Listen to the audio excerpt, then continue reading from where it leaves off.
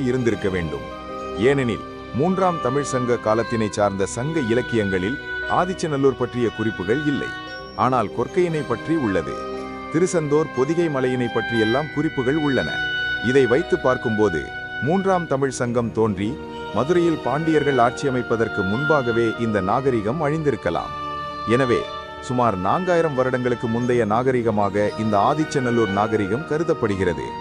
அதற்கு உறுதியாக 2004 முதல் 2005 ஆண்டுகளில் இங்கு அகழ்வாய்வு நடந்தபோது கிடைத்த எலும்புக்கூடுகள், மண்டை ஓடுகளை ஆய்வு செய்த அறிவியலாளர்கள் இவை சுமார் கிமு 1700 ஆண்டுகளுக்கு முந்தையவை, அதாவது இன்றைக்கு 3700 ஆண்டுகளுக்கு முந்தையவை என்று கருத்து தெரிவித்துள்ளனர்.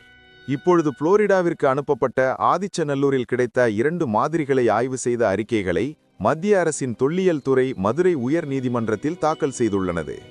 அதில் ஆய்வு செய்த 2 பொருட்களின் காலம் முறையே கிமு 905, கிமு 791 என்று தெரிவிக்கப்பட்டுள்ளது. இதை கொண்டு பார்த்தாலும் சுமார் 3000 ஆண்டுகளுக்கு முந்தைய கிட்டத்தட்ட சிந்து சமவெளி நாகரிகத்திற்கு இணையான நாகரிகமாக இந்த நாகரிகம் உள்ளது என்று அவர் கூறினார். மேலும் இதுவரை தமிழ்நாட்டில் கிடைத்த பண்பாட்டு எச்சங்களில் ஆதிச்சநல்லூர் தான் மிக முக்கியத்துவம் வாய்ந்தது. ஏனெனில் தமிழகத்தில் எங்கெல்லாம் அகழாய்வு செய்கிறோமோ அங்கெல்லாம் எழுத்து பொறித்த பானை ஓடுகள் கிடைக்கின்றன. ஆக அவை தமிழர்கள் எழுத்தறிவு பெற்ற சமூகமாக அப்பொழுது இருந்தார்கள் என்பதன் சான்றாக உள்ளன.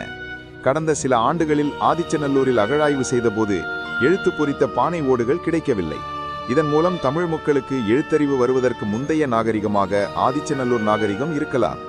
இதுவரை அங்கு அகழாய்வு செய்தவர்கள் இடுகாட்டு பகுதிகளிலும் சுடுகாட்டு பகுதிகளிலும் மட்டும் ஆய்வு செய்துள்ளார்கள். இனிமேல் தாமிரபரணி நதிக்கரையின் உள்ள வடகரையில் உள்ள பகுதிகளில் ஆய்வு மேற்கொள்ள வேண்டும். அந்த பகுதிகள் தான் மக்கள் வாழ்ந்த குடியிருப்பு பகுதிகளாக இருக்கும். அவற்றையும் ஆய்வு செய்தால் இன்னும் பல உண்மைகள் தமிழக வரலாற்றில் கிடைக்கும் என்று அவர் தெரிவித்தார். தொல்லியல் வாதிரிகளின் காலத்தை கார்பன் முறையில் நிர்ணயிக்கும் தொழில்நுட்பம் இந்தியாவில் மும்பையில் உள்ள ஆய்வகத்தில் உள்ளது. ஆனால் ஒரே ஓரிடத்தில் மட்டும் இருப்பதால் மிக தாமதமாகத்தான் ஆய்வு முடிவுகள் வெளியாகின்றன. எனவே வெளிநாடுகளுக்கு அனுப்பி தொல்லியல் மாதிரிகளை பரிசோதிக்க வேண்டிய நிலை உள்ளது. ஆதிச்சநல்லூர் அகழ்வாய்வுகள் வெறும் முதுமக்கள் தாழியை மட்டும் கொடுக்கவில்லை. அங்கு வாழ்ந்த மக்களின் கலை, தொழில்நுட்பம், உணவு பழக்கம், போர்க்கருவிகள், மற்ற நாடுகளுடன் நடந்த வாணிபம், காஸ்மோபாலிட்டன் வாழ்க்கை முறை என பல வரலாற்று பெருமிதங்களையும் அள்ளி தந்துள்ளது. இன்னும் தாமிரபரணி நதிக்கரை முழுவதும் ஒரு பரந்துபட்ட அகழாய்வு நடத்தப்பட வேண்டிய அவசியத்தையும் நமக்கு உணர்த்தி கொண்டே இருக்கிறது. ஆண்டுகள் கடந்தும் பல அறியப்படாத தரவுகளை வெளிப்படுத்தும் ஆவண களஞ்சியமாக ஆதிச்சநல்லூர் திகழ்ந்து வருகிறது.